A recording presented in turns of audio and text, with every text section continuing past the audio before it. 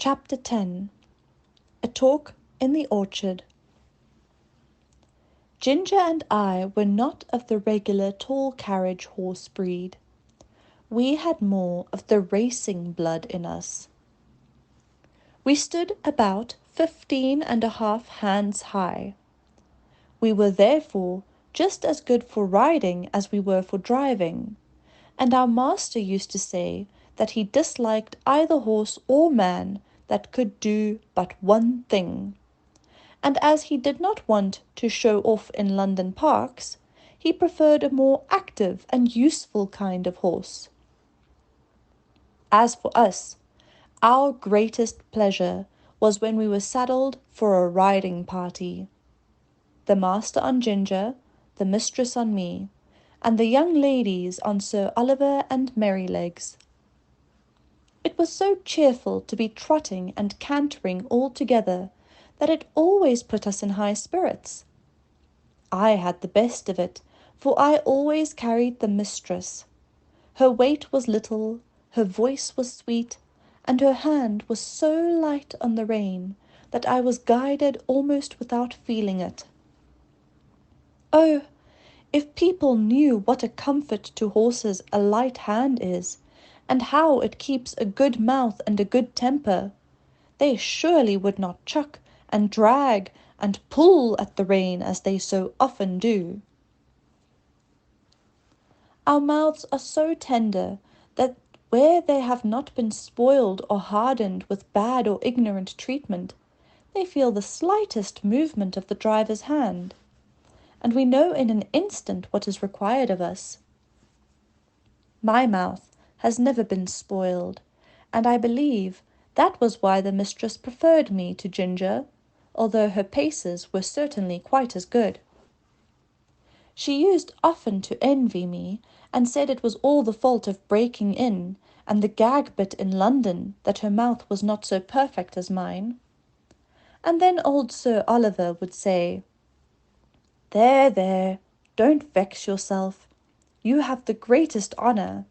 A mare that can carry a tall man of our master's weight, with all your spring and sprightly action, does not need to hold her head down because she does not carry the lady.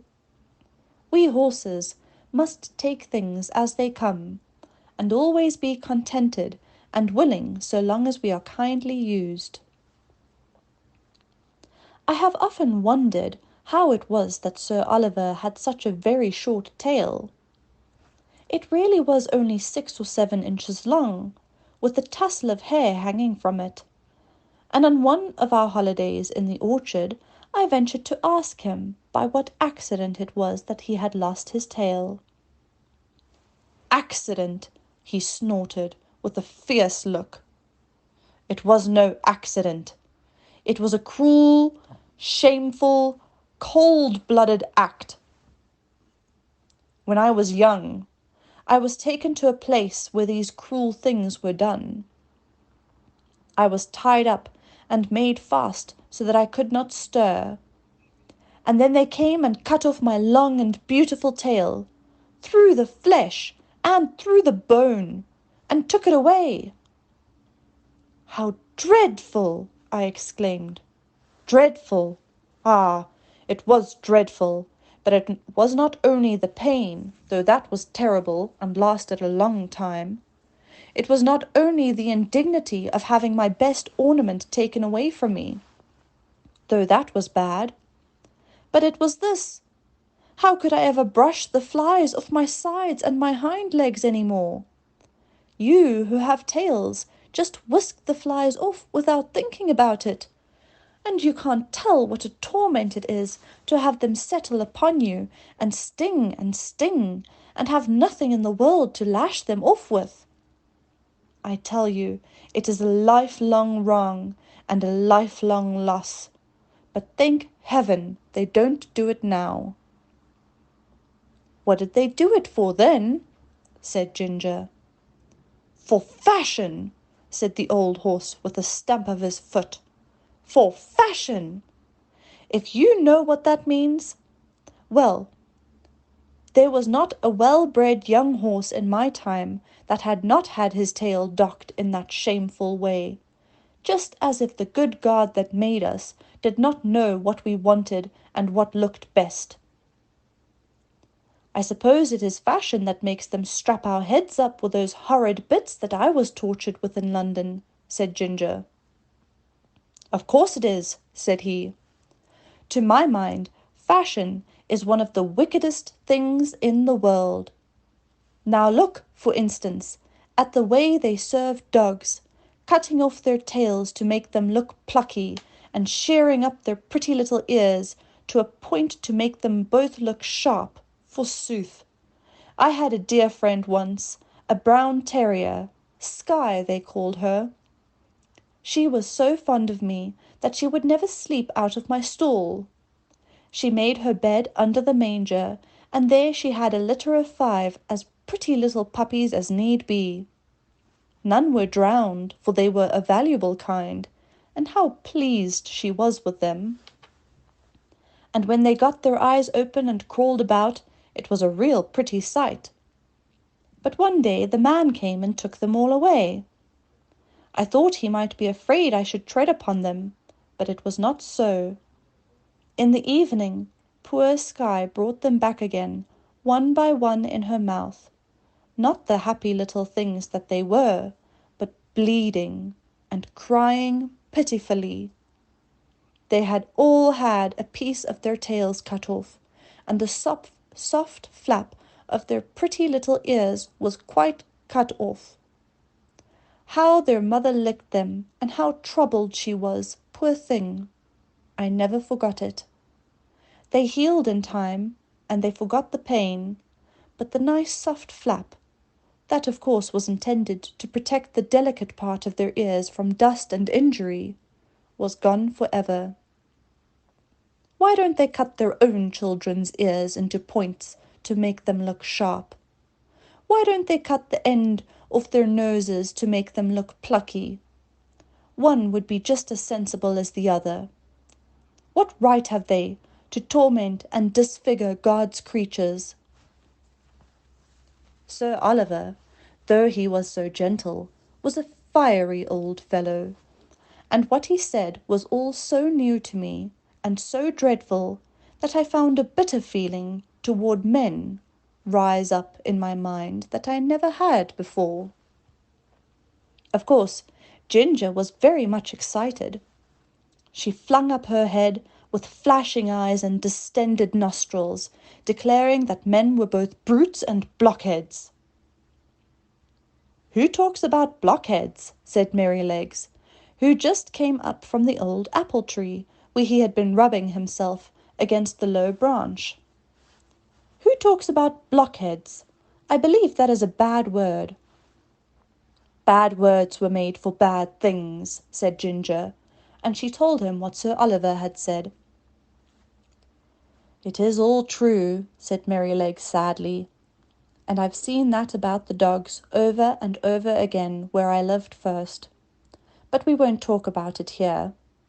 You know that Master and John and James are always good to us, and talking against men in such a place as this doesn't seem fair or grateful. And you know there are good masters and good grooms beside ours, though of course ours are the best." This wise speech of good little Merrylegs, which we knew was quite true, cooled us all down, especially Sir Oliver, who was dearly fond of his master. And to turn the subject, I said, "Can anyone tell me the use of blinkers?" "No," said Sir Oliver shortly, "because they are no use."